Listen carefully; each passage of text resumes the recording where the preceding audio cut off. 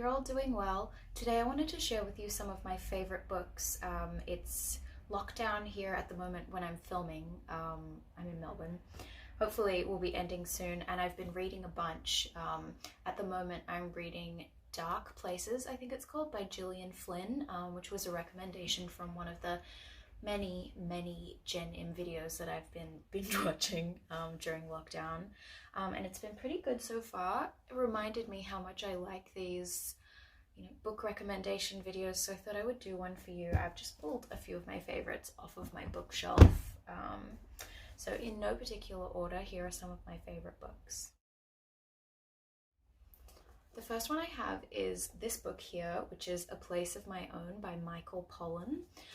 It's basically a book about this writer, it's a non-fiction, building a tiny house, essentially. Before it was like a trend, I guess, because this book, I believe, is from the 90s. And so he's just designing and building a writer's retreat, and he's looking at it in this very kind of literary, thoughtful perspective as he goes, kind of what he learns in a literal way, like how to how to build a house, but also just, pondering society and the pace of life and technology. And it's interesting because a lot of the sort of thoughts that he has on technology are very similar to what we talk about now, needing to slow down and unplug, which it's interesting because it was written in the 90s, so I believe the 90s, I should check that.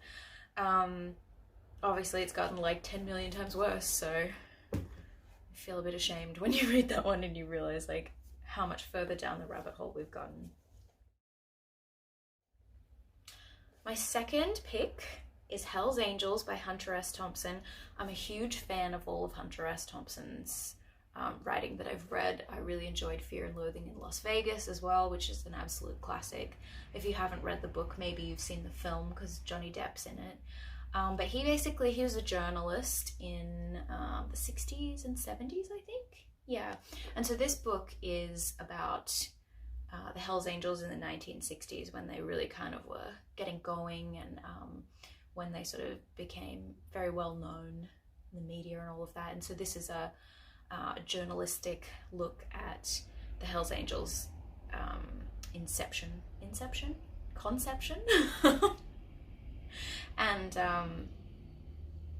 yeah, it's just like he has such a chaotic, unique writing style. It's sort of in between fact journalism and fiction, because there's a lot of sort of poetic license, artistic license in his work. So it's a really engaging book, and I would highly recommend it. Also, motorcycle gangs, just kind of like fascinating, and I feel like that was their most fascinating era as well, like not as interesting now. This is my third pick.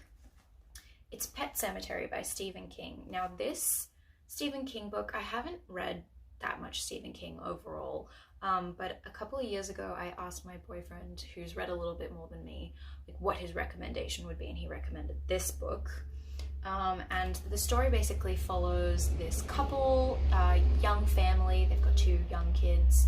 They move to this sort of like sleepy American town, and they live really close to this old pet cemetery that kids from the town have always buried their pets there. And then from there it gets spooky. I love this book. I've been thinking about it ever since I read it like years ago now. And if you've seen the films, maybe your impression of it is that it's kind of like a campy horror, maybe kind of silly, kind of cliche, but I actually think that this is a really poignant book. I think it's a really deep and interesting sort of ponderance of grief, and thoughts about how we deal with grief. It just like impacted me really deeply when I read it. So if you're feeling emotionally ready, highly recommend.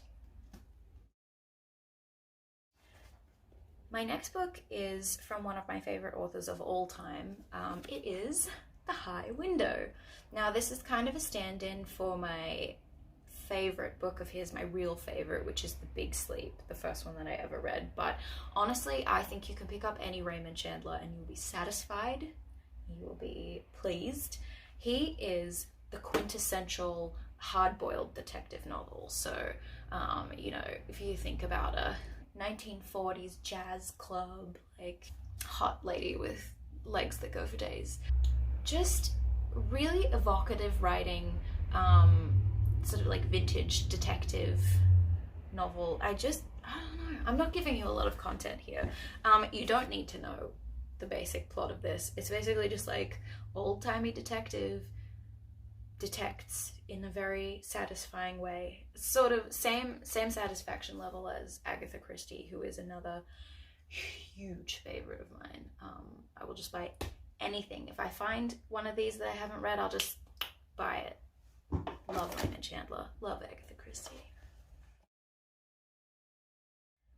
My next book, this is one that I read like quite a long time ago, so every time I go to describe what it's like, I'm very airy-fairy about it. But this is The Crystal World by J.G. Ballard. I've read this, and I've also read The Drowned World by him, which is really good as well, and it's very similar, just with water.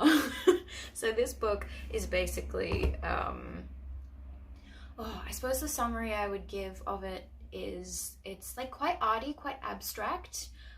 So it's not strictly about the plot, it's more about the world and like this sort of psychological element. It's, as I said, it's very arty. There was a film that came out a couple of years ago that I thought it was based on this, and it wasn't.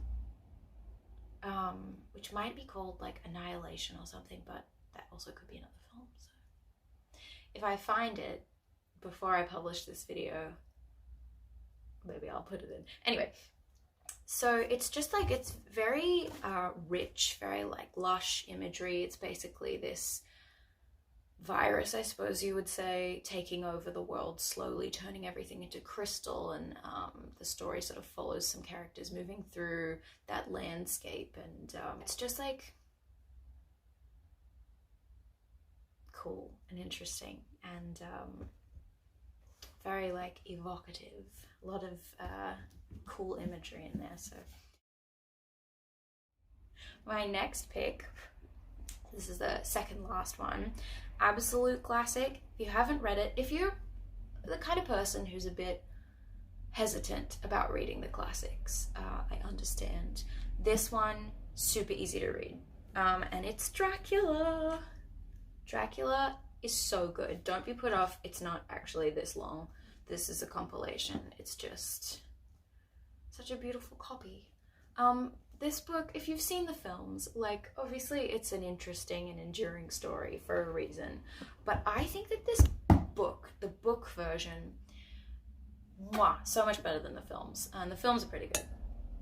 I won't tell you what the story is. Obviously it's just like the classic vampire novel, but it's very like holds up to kind of modern storytelling standards, very like keeps your attention, bit of a page turner. The language isn't too outdated that it's like hard to get through, and it's just like, I finished it and I was like, wow, Dracula. Anyway, this brings me to my top pick. This is my favorite book and also my favorite film.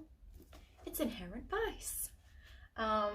This book is so good. It's very like, if you've seen the film, this cover kind of just captures it. But it's basically, it follows a 60s, 70s private eye. He's like a real stoner type, and he is asked by his ex-girlfriend to look for her property developer lover who is missing.